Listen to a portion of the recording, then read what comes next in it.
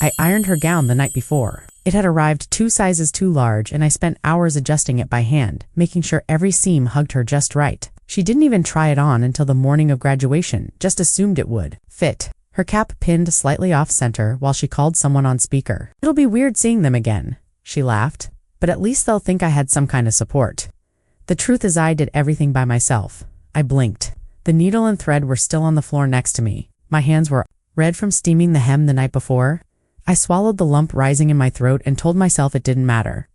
I wasn't her real mother. I wasn't her teacher. I wasn't listed anywhere in the yearbook. I was technically just staff. And she had said that before once, on the phone.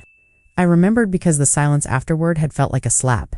I told myself she didn't mean it, that she was nervous. That maybe, one day, she'd remember the nights I sat by her door while she cried over grades, or how I cut up my own old heels to turn them into something fancier for her photos. But as I watched her pose for selfies, without once looking back at the house we'd both lived in, I realized some people don't forget because they never noticed in the first place. And maybe I wasn't there to be noticed. Maybe I was just there to clean up after the applause. The ceremony was held on a private campus lawn, with white chairs lined up in perfect rows and strings of fairy lights crisscrossing overhead. I arrived early, as always, with the guest passes in my pocket, and a clipboard tucked under my arm because someone had to handle the logistics. She didn't ask how I got access to the VIP section or who paid for the flower arrangements that spelled out her name on the stage. She didn't ask because she assumed things simply appeared when she needed them. When her second cousin showed up without a seat reserved, it was me who found a chair and wiped it clean before placing it under the tent. When the photographer couldn't find the right backdrop, it was me who held the frame steady while she laughed like royalty. At one point, I looked down at my blouse, stained faintly with lipstick and foundation from pinning her sash earlier that morning. I hadn't had time to change, I hadn't eaten, and yet I stood at the edge of the crowd, clapping when they called her name. Her stride was confident, her eyes shining. I felt proud and foolish all at once. A volunteer passed by and offered me a water bottle. "You're part of the staff, right?" It was easier that way. No one would believe it. Not with how she looked right through me. Not with how I'd learned to stand just outside the frame. After the ceremony, they hosted a catered dinner in the main hall, white linens, crystal glasses, polite jazz echoing under chandeliers. I wasn't on the official seating chart, so I stayed near the doors helping rearrange place cards and moving coats. No one questioned my presence. I blended in like wallpaper. When they brought out the cake, she stood with her arms around 2 women I'd never met and smiled for the cameras like she was born into gold. Someone asked who I was. She turned, glanced at me, and with a laugh, too sharp to be casual, said, "Oh, she's just staff, always helping out." It didn't hit me all at once. A lifetime of picking up her pieces, and I had become a prop, a shadow, something convenient. I smiled. I had learned to smile through everything. Through every name that wasn't mine written on her thank you cards. I leaned against the counter and asked myself a question, but a strange calm settled in that moment. I had given her everything I had, not to be praised, but because I believed she deserved a fighting chance. And maybe, just maybe, the silence left behind would speak louder than any applause. The dress she wore was from a shop she couldn't afford. I remember standing outside that boutique months ago, tracing the hemline with my eyes through the glass, while she scrolled past it online with a sigh. "Too much," she whispered, even though her gaze lingered. I took note of the style, the brand, the cut. Every evening for 3 weeks, I worked on it after she went to bed. Quiet needlework by the kitchen lamp. Each stitch a silent promise she'd shine when her big day came. I never told her. She thought it was from an outlet clearance. She never asked, and I didn't offer. That was the rhythm of our relationship, me building from the background, her accepting without question. I used to think that was love, a quiet, sacrificial kind.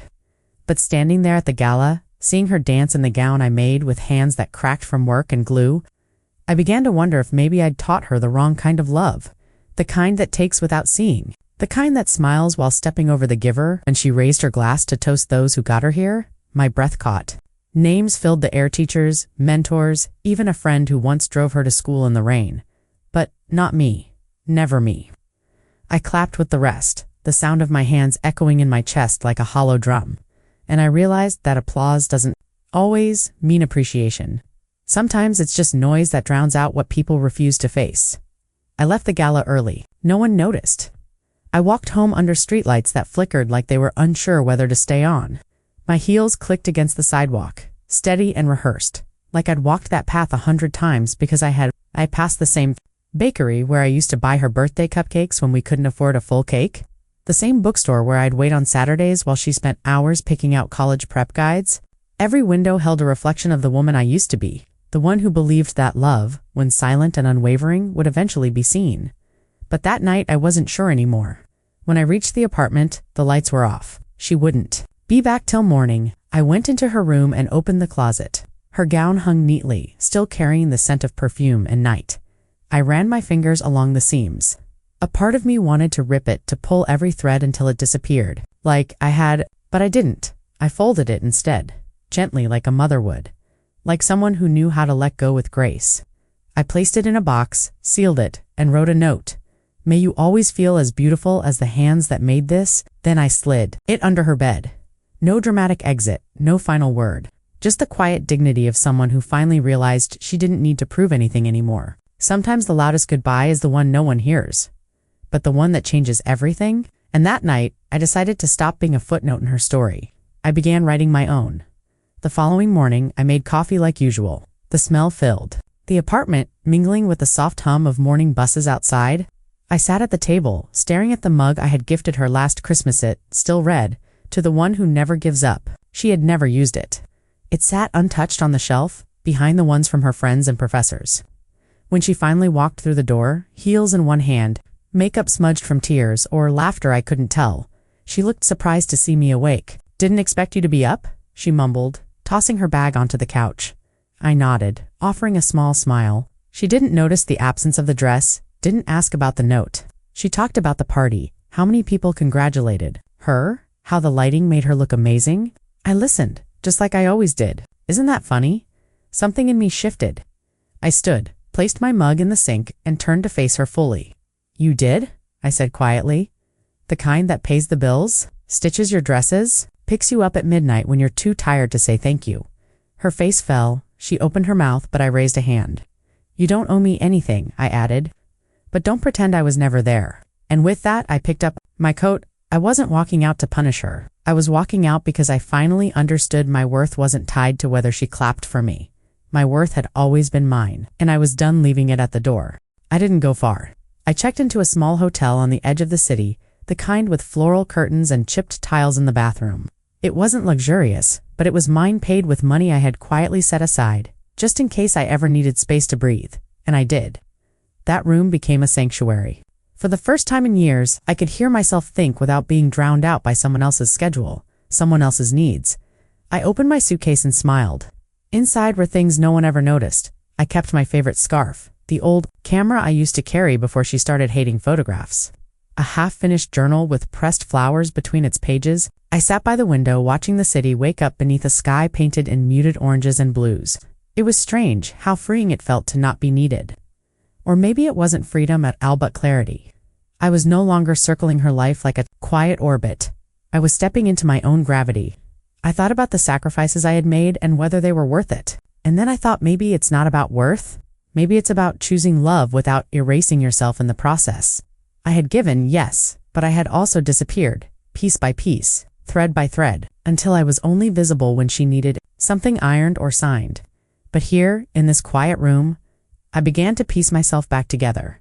Not as her helper, not as her shadow, just as me, a woman who had always deserved more than a seat behind the curtain, a woman who finally had stepped into the light. Later that afternoon, I received a call from one of the event organizers. He sounded confused. "Hi, I think there's a mix-up," he began. "The billing for the venue, your name is listed as the financial guarantor, but she claimed it was all covered by her scholarship." I closed my eyes, of course. I had transferred the funds quietly, not for credit, but because I believed she needed it to feel proud, to stand tall. I never thought she'd rewrite the story so thoroughly that I'd be erased from it. "There's no mistake," I replied. "The payment was mine." There was a pause. "Would you like us to update the official record?" he asked. And in that moment, something unexpected settled in me. Not resentment, not bitterness, but resolve. "No," I said. "Leave it as it is," because if I had learned anything in those last few days, it was that dignity doesn't require an audience, truth doesn't need a spotlight to exist. I didn't want recognition in a footnote. I wanted transformation. I hung up and sat in the silence that followed, and it was enough. I wrote her a letter that evening. Not of blame, but of truth. I told her who I had been, what I had given, and what I now chose. Not to disappear, but to stop asking to be seen by someone who didn't want to look. I left it at the front desk with her name on it. No return address. Some stories don't need confrontation to end. Some just need a final page, turned quietly, clearly, and with love for the self that finally said enough. 2 weeks passed. She didn't reply. Not a message, not a call. And that silence, once something that would have gutted me, now felt like an answer I could live with. In those days, I rediscovered things I had long abandoned. I visited an old art museum I used to frequent before my life became a calendar of her needs. I signed up for a sewing workshop, not to stitch for someone else, but to create again for joy. I met other women there. One of them asked me what I used to do. I hesitated. I raised someone, I said, unsure of how to phrase the kind of work that leaves no resume. But she nodded with respect. That's everything, she replied, and I realized, then maybe that's enough. To have given love, even if it wasn't returned in the way I hoped. To have built something, even if it wasn't recognized. One evening, I walked past a university auditorium. There was a ceremony happening, graduates hugging their parents, people clapping. I paused at the edge, watching them. For a moment, I imagined her walking across another stage, in another city. Maybe she'd remember the hands that hemmed her first formal dress. Or the voice that stayed calm during her first breakdown. Maybe she wouldn't. Either way, I whispered something only I could hear. You were loved, not for acknowledgement, not to be seen, but to let it go. And in that soft murmur, beneath the noise of strangers cheering, I heard my own voice. Again, clear, unashamed. Finally mine. Because sometimes the best applause is the one you give yourself when no one else is listening. I never planned on returning, but sometimes life circles back in ways we don't expect. An envelope arrived at my hotel one morning, no sender, just my name and her handwriting. Inside was a folded event brochure, the same gala, only this time, on the back page, under special thanks, my name appeared. Small, almost hidden, but there, alongside a single sentence, for everything you gave that I didn't understand. I stared at it for a long time. It didn't undo the pain. It didn't erase what was said or how it made me feel. But it was something. A beginning, perhaps. Or just an echo of the truth I had waited so long to hear. I didn't call her. I didn't rush to reply. I placed the brochure in my drawer next to the letter I had written her, unopened. I think we were both learning what distance meant. Not rejection, but space. Space to grow. Space to see clearly. Space to breathe without shrinking. That afternoon, I returned to the sewing workshop. The instructor asked me if I'd consider mentoring younger women. I said yes before I could overthink it. And as I guided a girl barely 20 on how to thread her first machine, I realized I didn't need to be someone's mother to offer care. I didn't need a stage to create beauty. I only needed a steady hand, a quiet heart, and the choice to keep showing up for myself. Not in the shadows, not waiting for applause, just showing up. Because sometimes healing isn't loud, it's quiet, stitched slowly into the seams of a new life. One evening, I passed a window display at a boutique downtown. In it was a mannequin, wearing a dress that looked achingly familiar, deep plum fabric, a subtle satin belt, the same side gathering I used to add for better movement. It wasn't an exact replica, but it echoed something I had once sewn with my own hands. I stepped inside, curious. The shopkeeper greeted me and asked if I was looking for anything special. No, I said softly, just browsing. But as I walked through the racks, I realized I wasn't just looking at dresses, I was seeing possibility. For years, I had sewn in the shadows, birthday dresses, formal wear, recital outfits, all made out of love. But always for someone else, never signed with my name. And here, among strangers, I imagined what it would be like to sew something again and claim it. The shopkeeper came over again. You have a tailor's eye, she said. Ever consider consigning with us? I almost laughed. Then I realized, had 4 years just not for myself? I took her card, slipped it into my bag. That night I dreamed of fabric swatches, my initials on a small tag inside a collar, not for vanity, but for ownership. For the first time in decades, I imagined being seen for what I created, not just what I gave, not as just staff, not as the one behind the curtain, but as a woman whose hands told stories in stitches, whose silence held power, and whose heart had finally found a voice that didn't need permission, just thread, purpose, and space, and maybe, one day, a window of her own. The following week, I stitched my name onto something for the first time. A soft, midnight blue, shawl-lined, with care, hand-sewn edges, a single pearl stitched into the corner. It wasn't for a client or for her, it was for me. And when I wrapped it around my shoulders that evening, I stood in front of the mirror longer than usual. There was no applause, no spotlight, just me, shoulders back, chin lifted, eyes clear. I was no longer the woman who lingered in the background waiting to be acknowledged. I was no longer the one who funded dreams she was never invited to share in. I was, finally, my own. Later that evening, I walked past a nearby park. There was a small community concert happening. Nothing grand, just a few folding chairs, fairy lights, and local musicians. I sat at the edge, shawl wrapped close, and let the music wash over me. And there, under those lights, I saw something I hadn't noticed in years. Peace. Not perfection, not closure wrapped in a bow. Just peace, kind that grows quietly like a seed finally given room to bloom. A little girl sat in front of me, legs crossed, clapping with delight. Her mother looked tired but smiled, brushing hair from the girl's forehead. And I smiled too.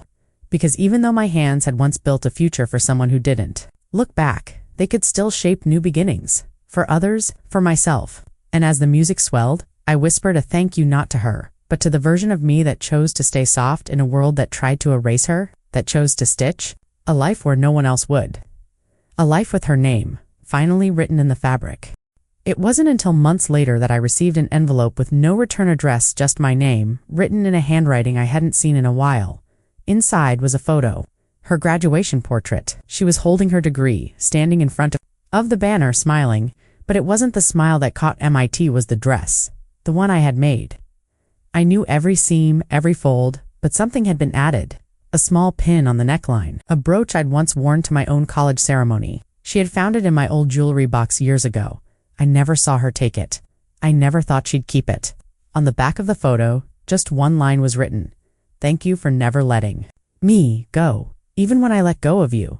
No signature, no apology. Just those words. And they landed with a weight I wasn't expecting, because I didn't need her to say sorry. I didn't need her to rewrite everything that had happened. I only needed that moment. That one quiet moment of truth. A thread from her to me, not to pull me back, but to let me know she remembered. I placed the photo on my shelf, not in a place of honor, but beside the shawl I had sewn. Two truths, side by side, the love I gave and the life I reclaimed. I didn't need to return to her world. I didn't need an invitation, because I had finally built one of my own. A place where I belonged, where no one could ever again tell me I was just staff. The next time someone asked what I did, I didn't hesitate. I create, I said. Not in bitterness, not in defense, just fact. I had started making custom pieces again, quietly, without a label, one design at a time.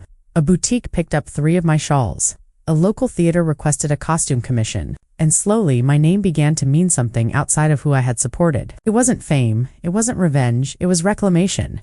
I no longer needed a stage to feel proud. I no longer waited by doors where I wasn't welcome. I opened my own. I taught 2 young women at the workshop how to draft their first patterns. When they asked me why I cared so much about the details, I smiled. Because they always matter, even when people pretend they don't. They nodded. I saw it land. It was more than thread, it was legacy. Not one built through applause or certificates, but through quiet endurance. Through choosing to remain kind even when forgotten. Through standing tall in rooms where they tried to make you invisible.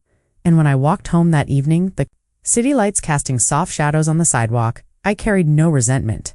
Just fabric in my bag and peace in my chest. I had spent years giving away pieces of myself. Now, I was whole again. No one could take that from me. Not even her. Especially, not her. And as the wind picked up slightly, wrapping my shawl tighter, I thought maybe this was the best stage of all. The one where no one's watching, but you still stand tall. Because finally, you're not performing, you're just living. For yourself. On your terms. At last, the day I walked past the school again, I noticed a new plaque by the auditorium. Donated by Anonymous, it read, but below that, carved into the wood in smaller, elegant letters, in honor of the women who stand.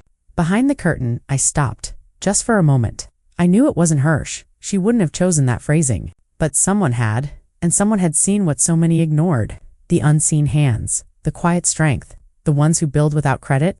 I touched the plaque gently, not for recognition, but for closure. I had spent so long trying to be seen by one person, I forgot how many others had felt what I felt, how many others had given and been pushed aside, and maybe I wasn't alone in this story. Maybe I never had been. That night, I hosted a small dinner at my apartment. Just a few people from the workshop, some students, and the boutique owner. We laughed. We ate. One of the girls wore a dress. I helped her finish a soft green with delicate beading along the collar. She twirled, proud, radiant. And for the first time in a long while, I felt something settle in my chest. Joy. Not the kind that comes from being thanked, but from knowing you've made space for others to rise. I raised my glass quietly, not to make a speech, but to honor something sacred dignity reclaimed. Love, redefined, and womanhood. Not in service of someone else's dream, but as a creation all its own. Maybe she'd never see me fully. Maybe she'd never say thank you. But I had seen myself now, and that, finally, was more than enough. Would you still show up, even if no one ever clapped?